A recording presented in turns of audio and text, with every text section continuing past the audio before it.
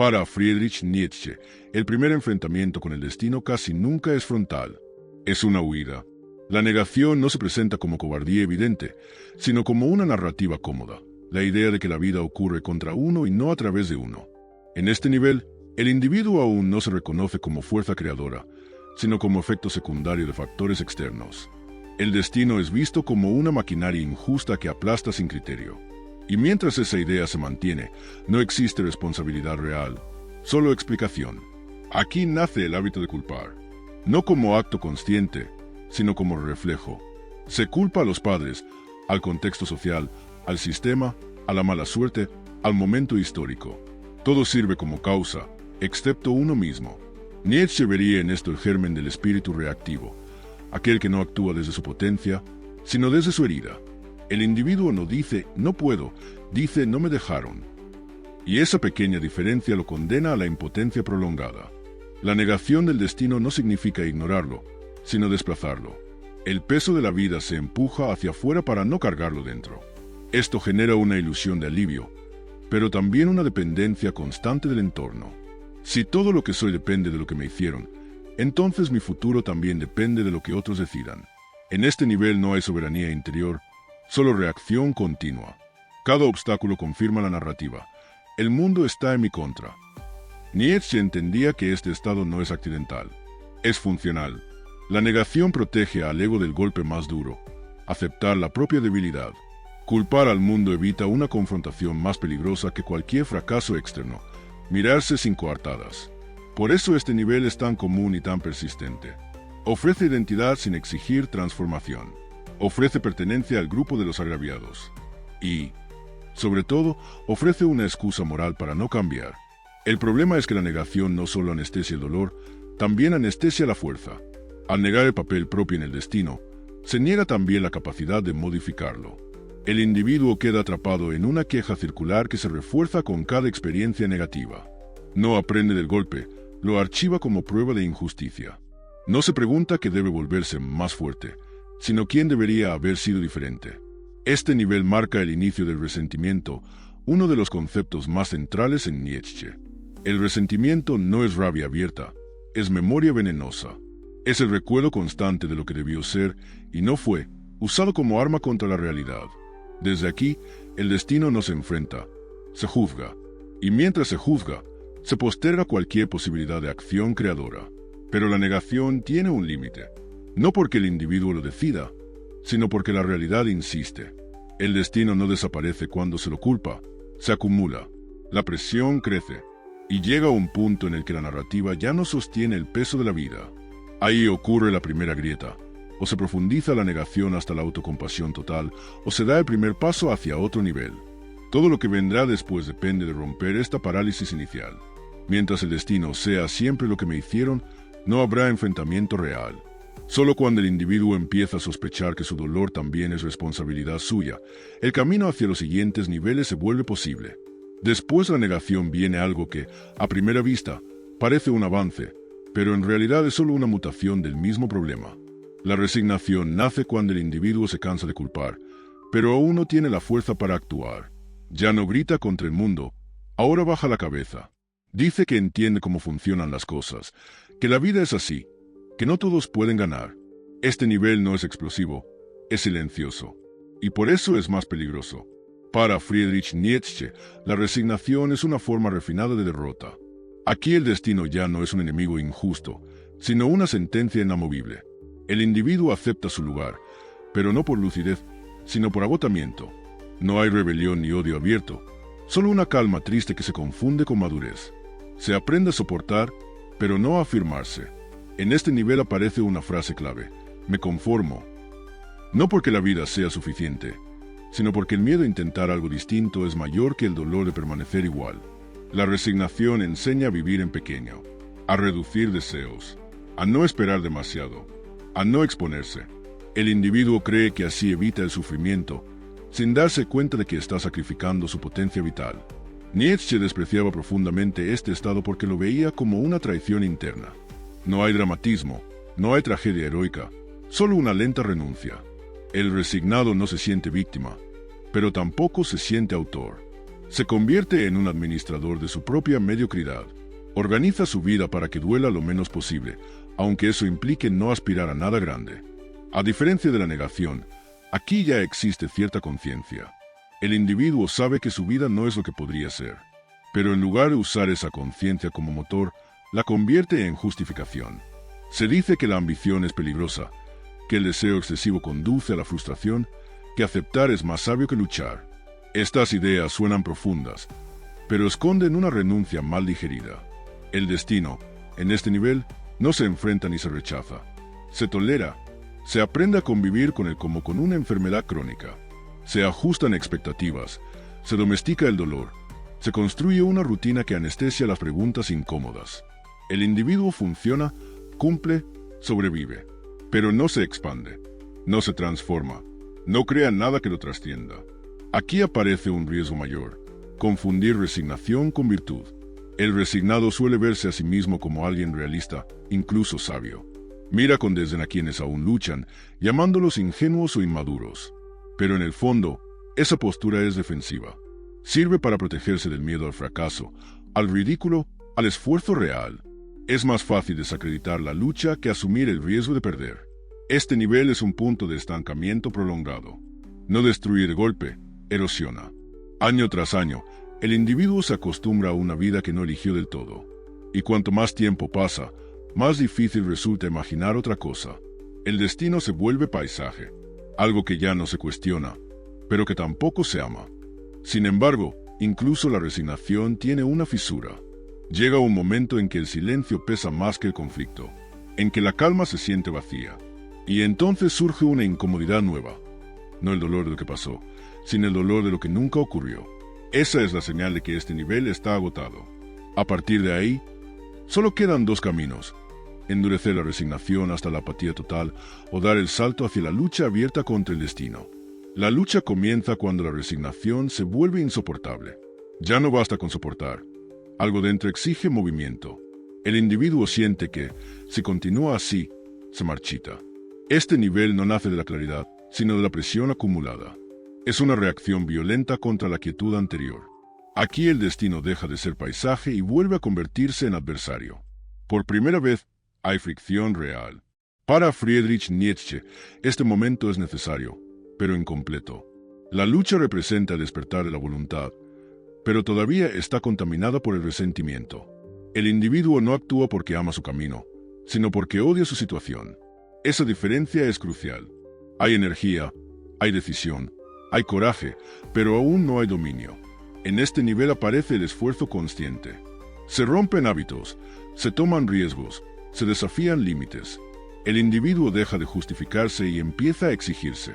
Ya no dice no pude, dice voy a intentarlo. Este cambio es profundo. La vida se vuelve un campo de batalla. Cada obstáculo es una prueba. Cada fracaso, una herida que se convierte en motivo para endurecerse más. Sin embargo, la lucha también trae consigo un peligro: vivir permanentemente contra algo. El destino sigue siendo un enemigo externo al que hay que vencer. La identidad se construye en oposición. Yo soy el que no acepta, el que resiste, el que pelea. Esta postura genera fuerza, pero también tensión constante. No hay descanso, no hay reconciliación. Solo empuje. Nietzsche sabía que este nivel forja carácter, pero también puede consumir al individuo si se prolonga demasiado. La voluntad se afila, pero el espíritu se vuelve rígido. Todo se mide en términos de victoria o derrota. El mundo se simplifica: o me someto o domino. Esta visión puede producir grandes logros externos, pero deja una pregunta sin resolver: ¿para qué se lucha realmente? Aquí el destino empieza a cambiar de forma. Ya no parece una condena fija, sino una estructura que puede ser desafiada. El individuo experimenta por primera vez el poder de la acción. Descubre que no todo está escrito, que la vida responde al empuje. Esta revelación es embriagadora, pero también peligrosa, porque puede generar una obsesión con el control absoluto. En la lucha, el dolor no desaparece, se redefine, se acepta como precio. El individuo aprende a soportar el esfuerzo, la incertidumbre, el rechazo. Se vuelve más resistente, pero aún no es libre. Sigue atado a la reacción. Su energía depende del obstáculo. Si no hay enemigo, no sabe qué hacer. La paz le resulta extraña, incluso incómoda. Este nivel suele ser celebrado socialmente. Es el del esfuerzo, la disciplina, la superación. Pero Nietzsche no se detenía aquí. Para él, luchar no es el fin, sino una transición. La lucha limpia el terreno, rompe cadenas, demuestra fuerza, pero no construye sentido por sí sola. Sin una transformación más profunda, la lucha se convierte en guerra perpetua. El agotamiento es la señal de límite de este nivel. No el cansancio físico, sino el cansancio interno de vivir siempre en tensión. Cuando el individuo empieza a preguntarse si todo este combate tiene un propósito más allá de resistir, se abre la puerta al siguiente estadio. Ahí comienza algo distinto, no oponerse al destino, sino empezar a comprenderlo. Después de la lucha llega un silencio distinto. No es resignación ni cansancio pasivo, sino una pausa lúcida. El individuo ha peleado lo suficiente como para darse cuenta de algo esencial. Oponerse eternamente al destino es otra forma de estar dominado por él. En este punto ocurre un desplazamiento profundo. Ya no se trata de vencer, sino de entender. Y ese cambio transforma por completo la relación con la vida. Para Friedrich Nietzsche, aquí comienza el verdadero pensamiento trágico. El individuo deja de preguntarse por la justicia del destino y empieza a observar su lógica. No busca consuelo ni redención, busca claridad. El dolor, el fracaso, la pérdida y la adversidad dejan de ser interpretados como castigos o pruebas morales. Se convierten en datos, en material. En este nivel, el destino ya no es algo que ocurre contra el individuo, sino algo que ocurre a través de él. Esta comprensión no es emocional, es estratégica. Se entiende que cada experiencia, incluso la más dura, ha moldeado una forma específica de fuerza. El individuo empieza a leer su propia historia no como una serie de errores, sino como una arquitectura precisa que lo ha llevado hasta aquí. La gran diferencia con la lucha es que aquí desaparece la urgencia de reaccionar. Ya no se responde de inmediato al golpe. Se observa, se mide, se decide cuándo actuar y cuándo no. El individuo deja de gastar energía en indignación y la concentra en dirección. No necesita destruir el obstáculo, necesita usarlo. El destino se convierte en resistencia y la resistencia en entrenamiento. Nietzsche veía en este nivel el nacimiento del dominio interior, no de control obsesivo, sino de la soberanía. El individuo entiende que lo debilita y que lo fortalece. Aprende a exponerse lo necesario y a evitar lo superfluo. No busca comodidad, pero tampoco conflicto innecesario. Su relación con el dolor cambia, ya no lo glorifica ni lo evita, lo integra. Aquí aparece una frialdad nueva, muchas veces malinterpretada como desapego o dureza. En realidad, es economía vital. El individuo deja de dramatizar su experiencia. No necesita explicar su sufrimiento ni justificar su camino. Ha entendido que su destino no requiere aprobación externa. Su valor está en cómo lo transforma, no en cómo lo cuenta. Este nivel también implica una ruptura con la moral común. El individuo deja de medir su vida según estándares ajenos de éxito, felicidad o normalidad. Empieza a evaluarse según su capacidad de intensificarse, de volverse más preciso, más fuerte, más coherente consigo mismo. El destino deja de ser una carga moral y se convierte en un instrumento de formación. Pero esta comprensión no es el final. Aún hay distancia. Aún hay observador y objeto. El individuo entiende su destino, lo usa, lo optimiza. Sin embargo, todavía no lo afirma del todo. Todavía hay una separación sutil. Esto me sirve, esto me formó. Falta el paso más radical. No solo comprender el destino, sino quererlo. La señal de madurez de este nivel es la calma firme, no la tranquilidad cómoda, sino la estabilidad de quien ya no necesita huir ni atacar. Desde aquí se hace posible el último salto, uno que no consiste en saber más, sino en afirmar más. Porque para Nietzsche, el punto más alto no es entender la necesidad, sino amarla. Aquí ya no hay conflicto, no porque el destino se haya vuelto suave, sino porque el individuo se ha vuelto inmenso. El amor fati no es una técnica psicológica ni una actitud optimista. Es la afirmación más dura que un ser humano puede pronunciar sobre su propia vida. Para Friedrich Nietzsche, este nivel no representa paz, sino altura. No es consuelo, es soberanía absoluta. En este punto, el individuo deja de preguntarse si su vida pudo haber sido distinta. Esa pregunta pierde sentido. Todo lo que ocurrió, cada herida, cada error, cada pérdida y cada demora, es aceptado como necesario, pero no con resignación, sino con voluntad. El individuo no dice lo acepto porque no puedo cambiarlo, Dice lo quiero porque me ha hecho quien soy. Esa diferencia lo cambia todo. El amor fati no implica justificar el dolor ni romantizar el sufrimiento. Implica algo mucho más exigente: negar la posibilidad de una vida alternativa superior. El individuo afirma que esta vida, con este destino exacto, es digna de repetirse.